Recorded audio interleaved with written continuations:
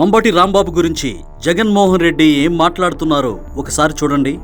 భావోద్వేగంలో ఆయన 2 తిట్లు తిట్టినందుకు ఇంటికి వచ్చి బాధపడి ప్రెస్ మీట్ పెట్టి మీడియా సమక్షంలో ఆయన దీనికి వివరణ ఇస్తూ అయినా నేను తిట్టకుండా ఉండింటే బాగుండేది, నేను చింతిస్తున్నాను అని సంస్కారం కలిగిన వ్యక్తిగా అంబటి రాంబాబు అన్న వివరణ కూడా ఇచ్చాడు.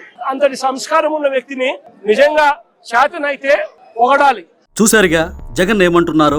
అంబటి రాంబాబన్న చేసిన తప్పేంటి అని ప్రశ్నిస్తున్నారు.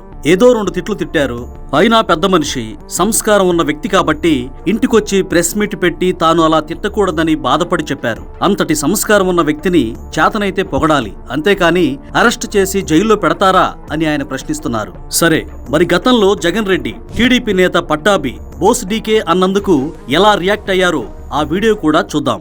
మావాడు అధికారంలో లేకపోతే ముఖ్యమంత్రిని కూడా బోసిడీకే అంటే లంజా కొడుకు అని, చివరికి ముఖ్యమంత్రిని కూడా ఎలాంటి దారుణమైన బూతులు, కాన్స్టిట్యూషనల్ హెడ్ ఒక ముఖ్యమంత్రి అంటే, అలాంటిది ముఖ్యమంత్రిని వాళ్ళ తల్లిని ఉద్దేశించి మాట్లాడుతూ ఉన్న మాటలు, ఆ బూతులు కూడా తిట్టడం కూడా ఈరోజు చూస్తా ఉన్నాం. వీడియో చూశారుగా.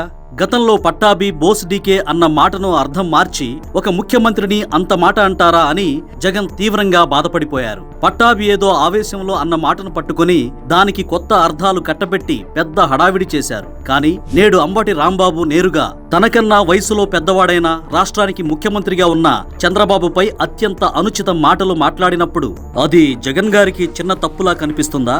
ఆ రోజు పట్టాభి అనని మాటను అర్థం మార్చి ఎంతటి విధ్వంసం చేశారో మీరు మర్చిపోయారా?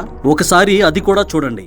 గోవిందమ్మ ఏమో నన్ను బాత్రూమ్ లో లాక్ చేసి ఉంచింది సేఫ్టీ కోసం, నాకేం తెలియదు ఏం జరిగిందో. చూశారుగా, పట్టాభి ఇంట్లో చిన్న పిల్లలు ఉన్నారన్న కనీస మానవత్వం కూడా లేకుండా ఇంటిని ధ్వంసం చేసి కుటుంబాన్ని భయభ్రాంతులకు గురిచేశారు. మీరు చేసిన విధ్వంసం నుండి కాపాడుకోవడానికి పట్టాభి కూతురు చిన్న పాప బాత్రూమ్ లో దాక్కుంది. వైసీపీ కార్యకర్తలు ఇంతటి అరాచకానికి పాల్పడితే వారిని ఆపాల్సిన బాధ్యత ఉన్న జగన్ కనీసం ఖండించాల్సింది పోయి నన్ను అనేసరికి మా వాళ్ళకి బీపీ వచ్చి అలా చేశారు, అందులో తప్పేముంది అంటూ ఆ హింసను ఆనాడు సమర్థించారు. అంటే అప్పుడు పట్టాభి చేసిందే పెద్ద తప్పు, ఇప్పుడు అంబటి నేరుగా తిట్టడం మాత్రం చిన్న తప్ప?